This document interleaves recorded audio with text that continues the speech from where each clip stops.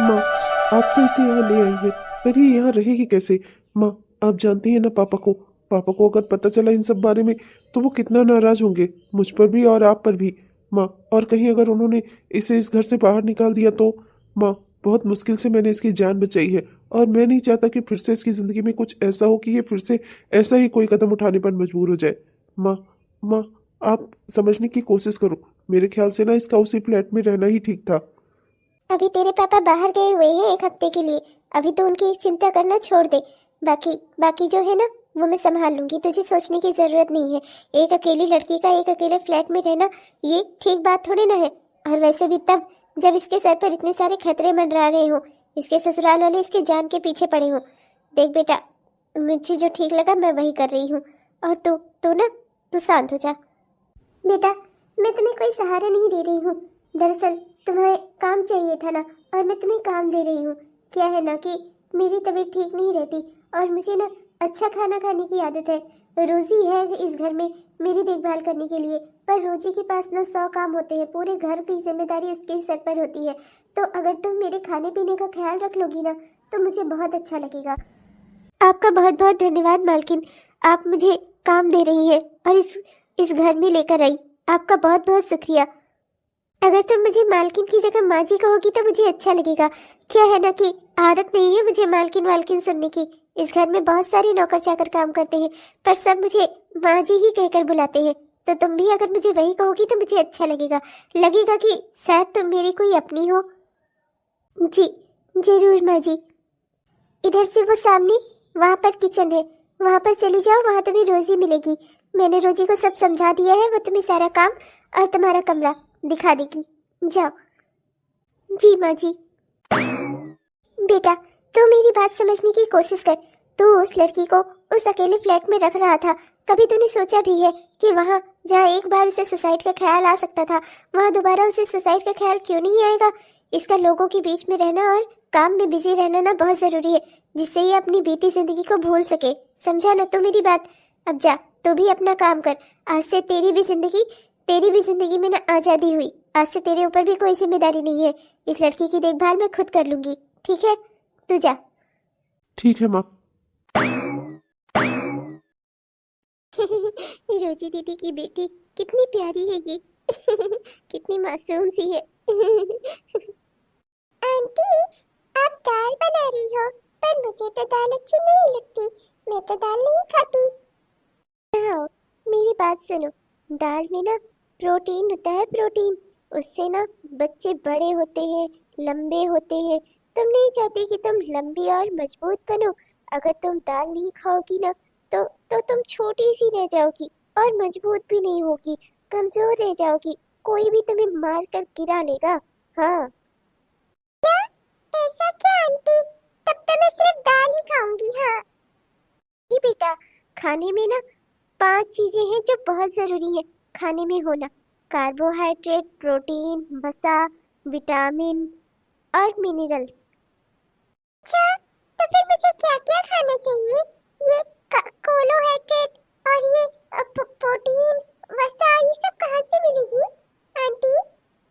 खाना मैं बना रही हूँ ना, वो पूरी थाली खाना तुम खाना। सब्जी, रोटी, दाल, चावल, सब कुछ ठीक है।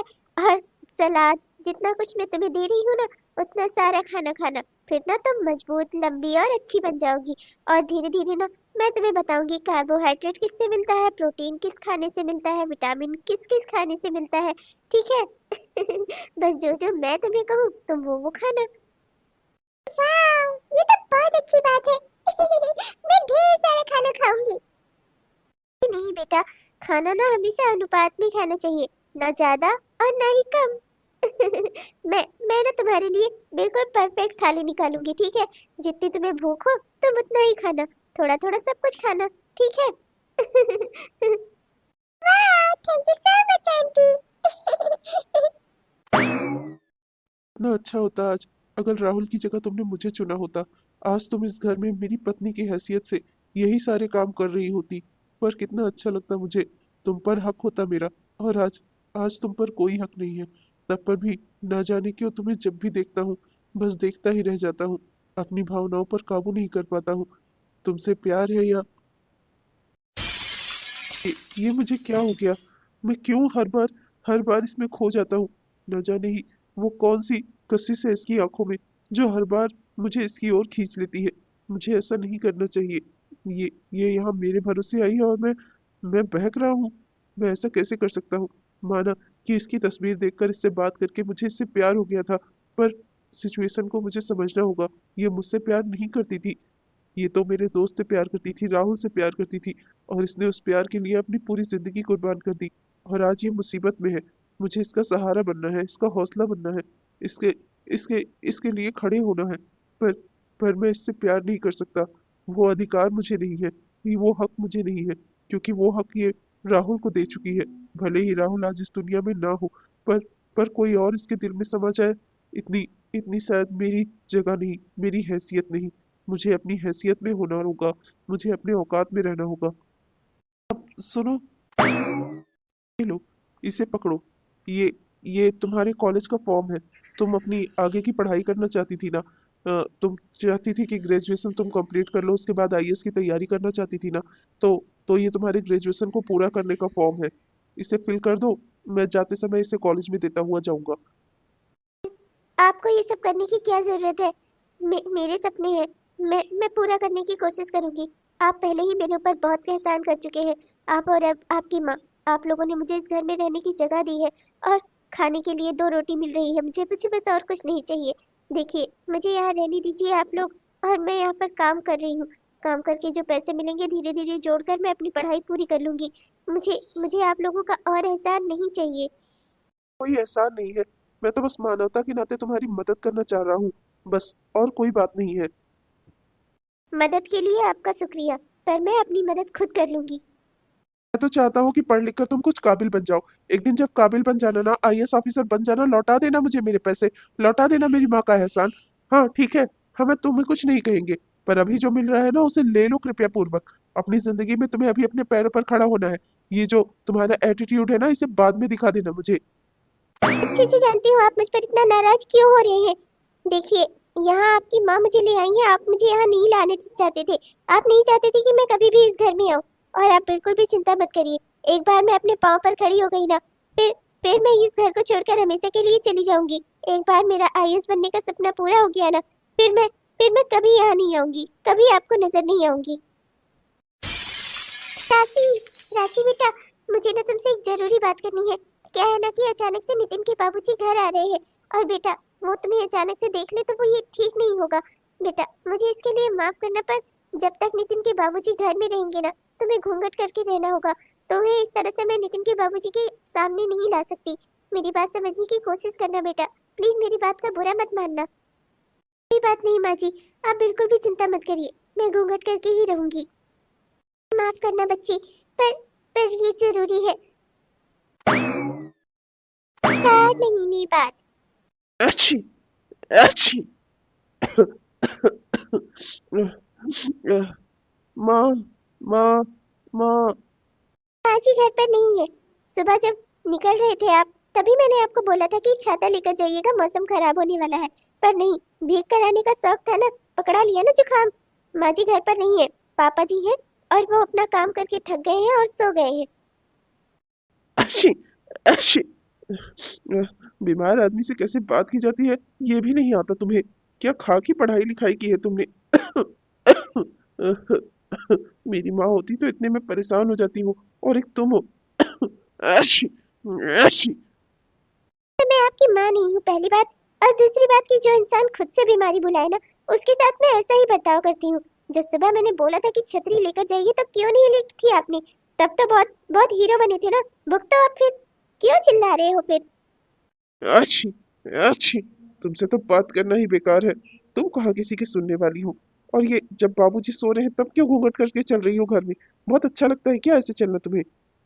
रोजी दीदी, रोजी दीदी। रोजी दीदी घर पर नहीं है, वो अपनी बहन के यहाँ गई हुई है अपनी बेटी को लेकर। हर कोई बस महाराजा की सेवा में ही लगा रहे। हाँ नहीं तो। अमी मंजिलिका। क्या बोला तुमने मुझे? मंजुलिका बोला तुमने मुझे? हाँ, मंजुलिका बोला मुझे तुमने? अभी बताती हूँ मैं तुम्हें। मंजुलिका बोलकर जा रहे हैं मुझे। अरे इतने बीमार ना होते ना तो अभी बताती मैं तुम्हें। हे भगवान, न जाने ही क्या तोड़ा इस आदमी ने। आज माँ जी घर पर नहीं है तो उनका पूरा घर ही बर्बाद करने पर तुला हुआ है ये इंसान। जाकर देखो बाबूजी की नींद न खराब हो जाए कहीं। अच्छी अच्छी। अ, जब आदमी की तबीयत ठीक ना हो ना तो उसे आराम करना चाहिए। ये जितना चले फिरेंगे ना उतना ज्यादा तोड़ फोड़ करेंगे। और वो बहुत ही प्यारा बॉस था, माँ जी का फेवरेट था, इसलिए आपके रूम में रखवाया था उन्होंने, जो अब मुझे डस्टबिन में दिखाई दे रहा है। अ, मालकी, बैठो यहाँ, मैं तुम्हारे लिए कंबल लेकर आती हूँ। तुम्हें बहुत ठंड लग रही है। कैसा लग रहा है तुम्हें? मैंने तुम्हें बुखार की और जुकाम की दवाई खिला दी है, अभी जल्दी ही तुम्हें आराम हो जाएगा। ठीक है, मैं चलती हूँ, तुम्हारे लिए कुछ सूप वूप वगैरह बना लाती हूँ। उसकी कोई ज़रूरत नहीं है। यहाँ पास में बैठ सकती हो मेरे पास 2 मिनट? मुझे मुझे अच्छा लगेगा। क्या है ना कि जब बुखार होता है ना और जुकाम होता है तो माँ हमेशा मेरे पास ही बैठती हैं। मुझे बहुत अच्छा लगता है। Please 2 minute. तो बस भगवान से यही दुआ करती हूँ कि तुम ठीक रहो। भले ही तुम मुझसे लड़ते रहो, झगड़ते रहो, चाहे जैसे भी रहो, पर बस ठीक रहो, यही इतनी सी इच्छा होती है मेरी। और और भगवान ने तुम्हें बीमार कर दिया। कितना शांत सा लग रहा है ये घर।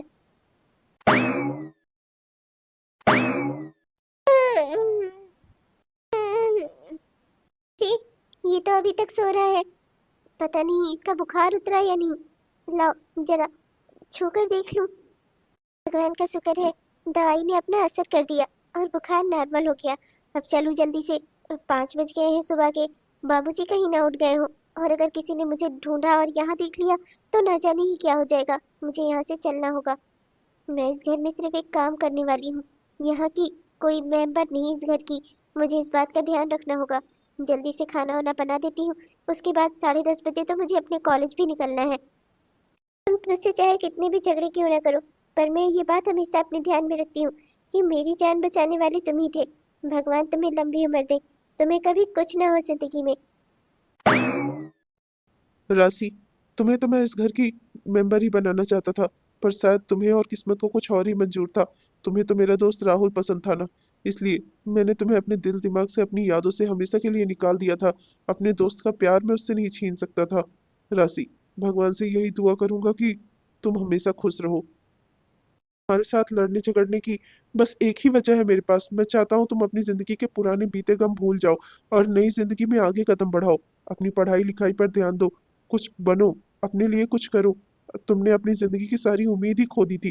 तुमने मुझसे कहा था कि मेरे पास जीने की कोई उम्मीद ही नहीं है। मैं तुम्हें उम्मीद देना चाहता हूँ, तुम्हारी उम्मीद बनना चाहता हूँ। बस राशि, इतना सब बात है मेरी। सच राशि तो मेरी मदद करवाएगी कचरी पापड़ बनाने में।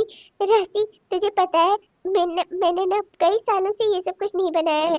तो कई सालों पहले जब हम गरीब हुआ करते थे ना, जब नितिन छोटा था, तब मैं अपने हाथों से बनाती थी। नितिन को बहुत अच्छे लगते थे। पर जैसे जैसे हम लोग अमीर हुए ना राशि, मेरी सेहत भी गिरती चली गई। और अब तो ये हाल है कि 3-4 सालों से मैंने कभी कुछ नहीं बनाया। रुचि थी इस घर में, मैं उससे कहती भी थी, पर वो तैयार ही नहीं होती थी। वो कहती थी, मैडम घर में ही इतना काम है, क्या आप ये सब बनाने बैठोगी? ये तो मार्केट से भी आ सकता है। पर तुझे पता है ना राशि, मार्केट वाले कचरी पापड़ में वो स्वाद कहाँ आता है जो घर वाले में आता है कि नहीं? अब आंटी जी बिल्कुल सही कह रही हैं आप। घर वाली का स्वाद अलग और बाहर वाली का स्वाद अलग रहता है। घर वाले में हम अपने अनुसार नमक मिर्च मसाले डाल सकते हैं, और बाहर वाले में जो जैसा मिलेगा हमें वैसा ही खाना होगा। आंटी जी, मैं आपकी मदद तो करा दूंगी, पर आपको ना मुझसे एक प्रॉमिस करना होगा। आप ना कोई काम नहीं करोगी, आप बस मुझे बताओगी कि कैसे बनाना है। मैं ना सब कर लूंगी, सच में। ये घर के काम छोड़ो राशि, तुम्हें अपने सपनों पर भी ध्यान देना है। आईएएस का एग्जाम प्री वाला होने वाला है। क्या तैयारी है तुम्हारी? तैयारी तैयारी तो मेरी बहुत अच्छी है, और मैं बहुत बढ़िया से तैयार करके एग्जाम दूंगी अपना। ये मेरा सपना था, मैं इसे जरूर पूरा करूंगी। जरूर पूरी करना बेटा। रहने दे, इस बार भी ना बाहर से ही कचरी पापड़ आ जाएंगे, तो चिंता मत कर। नहीं आंटी, कचरी पापड़ तो इस बार बनकर रहेंगे, आप बिल्कुल भी चिंता मत करो। मैं ना बहुत अच्छे से तैयारी करके अपना एग्जाम दूंगी। अभी तो सिर्फ डेट आई है, एग्जाम में तो अभी समय बाकी है। मैं ना बहुत ही मेहनत और ईमानदारी से अपना एग्जाम दूंगी। खुश रहे मेरी बेटी। अपनी पढ़ाई लिखाई पर ध्यान देना। अच्छे से अपने सपने को पूरे करने के लिए ना बहुत कड़ी मेहनत चाहिए होगी। और ये एग्जाम ना कोई छोटा मोटा एग्जाम नहीं है, इंडिया का सबसे बड़ा एग्जाम है, समझती हो ना? तो तुम्हें मेहनत भी बहुत करनी होगी। मैं मैं बहुत मेहनत करूंगी, जिससे जिससे ये एग्जाम में जल्दी ही पास कर लूं, और और फिर मैंने जो कहा है वो मैं कर सकूं। फिर मैं इस घर से हमेशा हमेशा के लिए चली जाऊंगी, कभी तुम्हें दोबारा नहीं दिखूंगी। तुम भी यही चाहते हो ना? इसीलिए तुम चाहते हो कि मैं एक भी बार फेल ना हूं, है ना? ऐसी जरूरी है क्या कि बार बार ये जाने की बात कर करके मेरे दिल को और तोड़ो तुम? राशि, एक तो वैसे भी पहली बार तुम्हें खो दिया था मैंने अपनी जिंदगी से, तब ये सोचकर संतोष कर लिया था कि तुम चाहती हो मुझसे दूर जाना, और आज भी तुम मुझसे ही दूर जाना चाहती हो। राशि, क्या क्या मैं तुम्हारे प्यार के लायक नहीं हूँ? क्या कभी तुम मुझे अपने लायक नहीं समझोगी? राशि, राशि, आखिर मुझ में ऐसी कौन सी बुराई है जो कभी मैं तुम्हें अपने लायक नहीं लगता? राशि, हमेशा तुम मुझसे दूर ही क्यों जाना चाहती हो? कभी उसकी वजह राहुल होता है और कभी तुम्हारा एग्जाम, तुम्हारे सपने। राशि, क्या मैं तुम्हारे सपनों के, तुम्हारे मन के किसी भी रास्ते में मैं नहीं आता? राशि, क्या अभी तक भी तुम्हें मुझसे प्यार नहीं हुआ? राशि, प्लीज अब तो कह दो कि तुम मुझे पसंद करते हो, मुझसे प्यार करते हो। पहली बार तुमने दहेज के लिए मुझसे शादी से इनकार कर दिया, तुम्हारे दोस्त से मेरी शादी हो गई। मैंने अपनी जिंदगी में क्या क्या दुख नहीं देखे, और आज आज तुम्हारा थोड़ा सा सहारा मिला, तुम्हारी आंखों में अपने लिए प्यार ढूंढने लगी थी मैं। तो क्या क्या मेरा वो सब देखना, मेरा ये सब कुछ समझना कि तुम मुझसे प्यार करते हो सब गलत है? प्लीज प्लीज मुझे रोको ना नितिन, एक बार तो कहो मुझसे कि तुम मुझसे प्यार करती हो, और तुम नहीं चाहते कि मैं इस घर से जाऊं। नितिन प्लीज बोलो ना नितिन। राशि, मैं तुमसे बहुत प्यार करता हूँ, पर पर मैं ये अपनी जुबान से कह नहीं सकता। मैं तुम पर कोई एहसान नहीं किया है, तुम्हारी जिंदगी बचाकर, तुम्हारी जिंदगी संवार कर मैं उसकी कीमत नहीं मांग सकता तुमसे। मेरा प्यार एक तरफा ही सही, मेरा प्यार मेरे लिए ही सही, मैं कभी तुम्हें इस प्यार की खबर नहीं होने दूंगा। मैं बस ये चाहता हूँ कि तुम अपनी जिंदगी में खुश रहो, चाहे उस खुशी में तुम राहुल को चुनो या किसी और को, जिस इंसान के साथ भी तुम खुश रहो। भगवान ने एक बार तुमसे तुम्हारा प्यार छीन लिया, जरूरी नहीं कि हर बार ऐसा ही हो। तुम तुम अपनी जिंदगी में खुश रहो, इस बार तुम्हें जो भी मिले ना, तुम उसके साथ सुखी रहो। मेरी तो यही दुआ है भगवान से। मैं तुम पर अपना प्यार एक्सेप्ट करने के लिए दबाव नहीं बना सकता राशि, ना पहले बनाया था, ना आज कभी बनाऊंगा। नितिन नितिन प्लीज बोलो ना नितिन, नितिन अब तो कह दो। बेस्ट ऑफ लक राशि, मैं हमेशा यही चाहूंगा कि जिंदगी में तुम जो भी चाहो वो तुम्हें हमेशा मिल जाए। जिंदगी में जो भी चाहो ना वो हमेशा नहीं मिलता, इसके आड़े कभी कभी रुपए पैसे धन दौलत भी आ जाते हैं। कभी कभी चाहो कुछ अच्छा और वो अच्छा होता नहीं जिंदगी में, क्योंकि सामने वाला भी वही चाहे ये जरूरी तो नहीं ना। तुम तुम कहना क्या चाहती हो राशि? कुछ नहीं, बस कुछ लोगों के बारे में सोच रही थी जिनकी नजर में रुपए पैसे धन दौलत ही सब कुछ होता है, इंसान का ना कोई महत्व, ना ही उनकी कोई इच्छाओं की कदर। कभी नहीं सुधर सकते नितिन, तुम कभी नहीं सुधर सकते। तुम्हारी नजरों में अपने लिए प्यार ढूंढना ना मेरी बेवकूफी है सरासर। तुम कभी नहीं सुधर सकते। तुम्हें तुम्हें एक विधवा लड़की में, और वो भी एक गरीब लड़की में क्या ही इंटरेस्ट होगा? जब मैं एक गरीब लड़की थी तब तो तुमने मुझसे रिश्ते से इनकार कर ही दिया था, वो भी सिर्फ इसलिए क्योंकि मेरे मम्मी पापा ने दहेज नहीं दिया था तुमको, दहेज देने से इनकार कर दिया था इसलिए। और उसके बाद तुम एक विधवा समझकर मुझे इस घर में सिर्फ सहारा देने के लिए लाए थे। तुम कभी भी मुझसे प्यार नहीं कर सकते। मेरी बेवकूफ़ी है ये, जो तुम्हारे सहारे को, तुम्हारी सांत्वना को मैं प्यार समझ बैठी। मेरी गलती है ये। मुझे मुझे अपने दायरे में रहना चाहिए था। मुझे नहीं भूलना चाहिए था कि मैं कभी भी तुम्हारा प्यार नहीं बन सकती। जब मैं कुंवारी थी तब नहीं बन पाई, तो विधवा होने की बात क्या ही तुम मुझे चाहोगे? मेरा बेटा जिंदा है। हे भगवान, आपका लाख लाख शुक्र है। अरे बेटा, मैं जानती नहीं थी और तू नहीं जानता कि उस दिन उस डेड बॉडी को देखकर ना हम लोग कितना डर गए थे, और हमने तो उसका अंतिम संस्कार भी कर दिया। हमें लगा कि वो तू है, मेरा राजा बच्चा, मेरा राजा बेटा, तू जिंदा है। मैं जानती थी भगवान मेरे साथ इतना बड़ा अन्याय नहीं कर सकते बेटा। हाँ मेरी प्यारी अम्मा, मुझे कहाँ कुछ हो सकता है। माँ वो क्या है ना कि उस दिन सट्टेबाजी में मैं पूरे 3 लाख रुपए हार गया था। चला था मैं और पैसे बनाने पर मैं सब कुछ हार गया था, और कर्जदार लोग मेरे पीछे पड़े थे, मुझे दौड़ा रहे थे, भगा रहे थे। मैं भाग रहा था उन लोगों से, रास्ते में एक चोर ने मेरा मुझसे मोबाइल छीन लिया, और अचानक से वो भी भागने लगा और भागते भागते ट्रक के सामने आ गया और उसका एक्सीडेंट हो गया। ट्रक वाला उसे कुचल कर निकल गया आगे।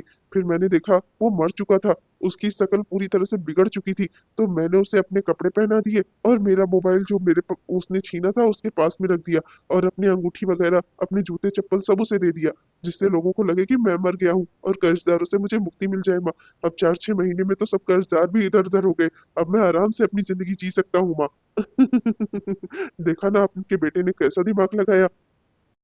भैया, आपने तो हमें डरा ही दिया था। हमें लगा कि हमने आपको हमेशा हमेशा के लिए खो दिया। अरे ऐसा कुछ भी नहीं है, सब बढ़िया है। बस आप लोग ना आराम से खाओ पियो और मौज करो। अब तो हमारे दिन अच्छे से कटेंगे। पैसों का बंदोबस्त तो हो ही जाएगा, इसीलिए तो मैंने आप लोगों को दिल्ली से यहाँ वापस बुला लिया। वो तेरी भाभी कहाँ गई? हाँ। अब मैं सोच रहा हूँ अपनी घर गृहस्थी बसाऊं, अपनी जिंदगी आराम से काटूं। कहाँ गई वो तुम लोगों के साथ दिल्ली नहीं गई थी क्या? अरे बेटवा जाएगी कहाँ? उसके माँ बाप से हमने दहेज मांगा था, उसी से तंग आकर ना नदी में कूद कर अपनी जान दे दी थी उसने। और उसी के चक्कर में तो हम लोग और दिल्ली भाग गए। हम यहाँ रहना ही नहीं चाहते थे, वरना गांव वाले और पुलिस वाले हमारे पीछे पड़ जाते। वो एक बच्चे को, गांव का वो जो पपुआ है ना, पपुआ, उसे बोल कर गई थी कि मैं आज नदी में कूदने जा रही हूँ। करमजली नाच बेटी अपना तो गई ही थी, हमारे लिए जेल का पूरा प्रबंध करके गई थी। क्या? क्या? क्या राशि मर गई? हे भगवान, इतना इतना जल्दी भी क्या थी? मैं आपको 2-4 महीने और रुक जाती ना।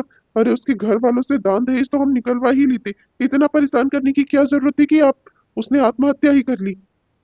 अरे हाँ बेटा अब मर गई, जाने दे अब, क्या हो गया? मर गई तो मर गई। अरे क्या तुझे दूसरी लड़कियां नहीं मिलेंगी? अब तू वापस आ गया है, अपना कुछ काम धंधा पकड़ लेना और दिखावे के लिए ही। और मैं ना तेरे लिए कोई अच्छी लड़की ढूंढ दूंगी जो दान दहेज भी लेकर आएगी और घर में अच्छी अच्छी बीवी बनकर भी रहेगी तेरी। हाँ, उस राशि में कोई बात थी क्या? बेकार लड़की थी वो, न घर के काम की किसी काज की। अरे एक बोरी अनाज तक तो उससे उठता नहीं था। क्या ही लड़की अच्छी होगी वो, भूल जा उसे। मैं तेरे लिए उससे भी सुंदर लड़कियों की लाइन लगा दूंगी। हाँ भैया, माँ सही कह रही हैं। वो लड़की अच्छी नहीं थी, अच्छा ही हुआ मर गई।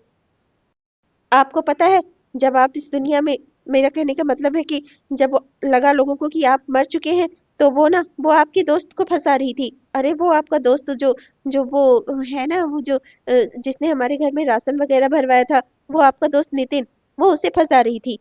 मैंने अपनी आंखों से देखा था, जुल्फे निकाल कर उसके आगे मटक रही थी। नहीं तो क्या बेटवा, ना चरित्र की सही और ना ही तो वो औरत ही अच्छी थी। अच्छा हुआ मर गई, भूल जा उसे।